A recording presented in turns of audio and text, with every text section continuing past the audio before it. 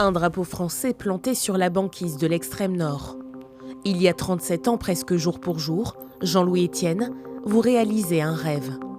2 mois de marche et plus de 1000 km parcourus par moins 40 degrés, vous devenez le premier homme à atteindre le pôle Nord en solitaire. Un symbole pour l'amoureux de la planète que vous êtes. Enfant solitaire et bricoleur, vous quittez rapidement les bancs de l'école. J'adorais la rédaction française, mais j'avais toujours les plus mauvaises notes. Vous passez un CAP de tourneur-fraiseur dans votre Tarn natale, avant de rencontrer un professeur qui changera le cours de votre vie. Interne en chirurgie dans les années 70, vous vous passionnez pour la physiologie humaine dans des conditions extrêmes, au point de tout quitter pour devenir médecin d'expédition, puis vous-même explorateur. Vous arpentez le monde de pôle en pôle. En avril 2010, vous décollez pour la première traversée de l'Arctique en montgolfière. C'est parti!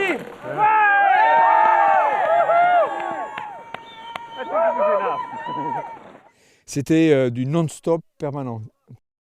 Avec l'œil rivé sur 2 choses, le variomètre, c'est-à-dire est-ce que ça monte ou ça descend, et l'altitude. Fonte des glaces, montée des eaux, disparition des espèces. Vous êtes le témoin d'une planète en péril. Vous attirez l'attention sur la nécessité de mieux connaître les océans.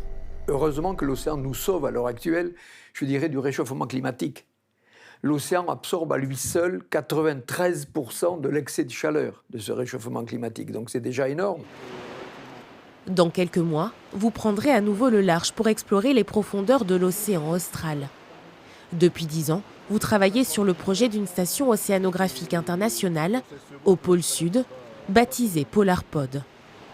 Ce navire vertical écologique dérivera autour de l'Antarctique pour recueillir des données sur le climat et la biodiversité.